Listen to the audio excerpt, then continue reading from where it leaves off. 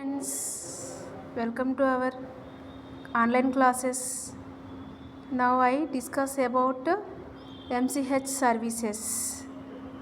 Second year MPSW female second year and first paper midwifery trends and issues అంటే తిరు పురోగతి అని అర్థం.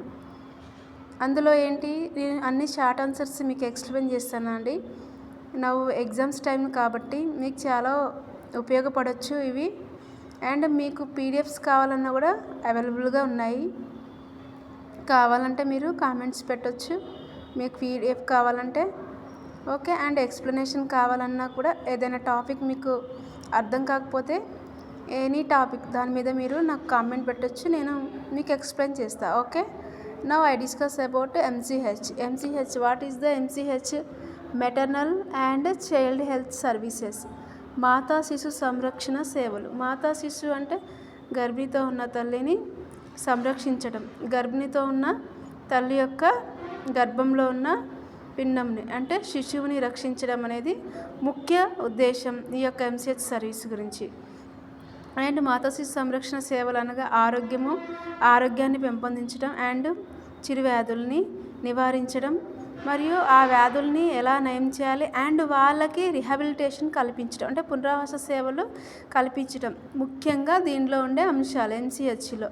And ఆ మాతృమూర్తి యొక్క ఆరోగ్యం అండ్ పిల్లల ఆరోగ్యము, ముఖ్యంగా పిల్లలకి ఎడం ఉండాలన్నా కూడా కుటుంబ నియంత్రణ, ముఖ్యంగా పాఠశాల విద్య, అంగవైకల్యం అందు మరి వారి యొక్క యుక్త వయస్సు యందు వారి యందు ఆరోగ్య సంరక్షణ అనేది ఇందులో ఈ అంశాలన్నీ పొందుపరిచి ఉంచారు MCHలో.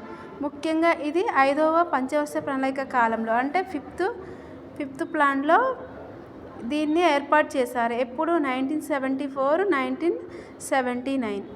ఓకే, దీని ఉద్దేశం ఏంటంటే మాతా శిశు యొక్క ఆరోగ్యాన్ని కాపాడడం, ముఖ్యంగా ఇన్ఫాంట్ అంటే శిశు యొక్క మరణాలని తగ్గించడం, ఇన్ఫాంట్ డెత్ను తగ్గించడం దీని యొక్క ముఖ్య ఉద్దేశం. తల్లి యొక్క ఆరోగ్యాన్ని కూడా మెరుగుపరచడం దీని ఉద్దేశం. ఓకే, పునరుత్పత్తి వయస్కుల యందు ఆరోగ్యం అంటే కౌమార దశలో ఉన్న ముఖ్యంగా యవ్వన ప్రాయంలో ఉన్న పిల్లల యొక్క ఆరోగ్యం, కుటుంబంలోని పిల్లలు మరియు యుక్త వయసు వారి శారీరకము మరియు మానసికంగా వారి యొక్క ఆరోగ్యాన్ని పెంపొందించడం దీని ఉద్దేశం. మాతా శిశు సంరక్షణ యొక్క ఉద్దేశము జీవితాంతము కూడా వాళ్ళు ఆరోగ్యంగా ఉండడం. జీవితాంతం కూడా ఆరోగ్యంగా ఉండాలంటే ఫర్ ఎగ్జాంపుల్ గర్భవతిగా ఉన్న స్త్రీ తన యొక్క బిడ్డ కొరకు ఎంతో ప్రయాసపడాలి. ముఖ్యంగా తను జన్మనిచ్చిన తర్వాత తన శిశువుకు ముఖ్యంగా తన యొక్క పాలను పట్టించడంలో కూడా ఎంతో శ్రద్ధ వహించడం ముఖ్యమైనది.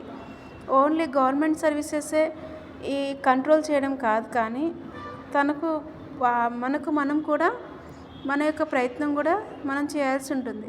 పిల్లలు పుట్టిన తర్వాత వాళ్ళకి ముర్రుపాలు ఉంటాయి, అవి కూడా తాపించడం ఎంతో ప్రాముఖ్యమైనది. అండ్ అట్లీస్ట్ 6 months అయినా తల్లిపాలు ఇవ్వడం కూడా ఎంతో ప్రాముఖ్యమైనది. వాళ్ళు మంచిగా బలాభివృద్ధి పొందొచ్చు అండ్ వాళ్ళకి ఇమ్యూనిటీ పవర్ కూడా ఉంటుంది కాబట్టి.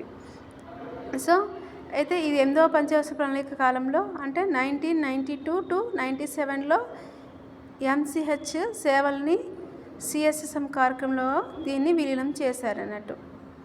ఓకే, ఈ యొక్క MCH సర్వీసెస్ని మీకు ఈ వీడియో నచ్చిందని ఆశిస్తున్నాను.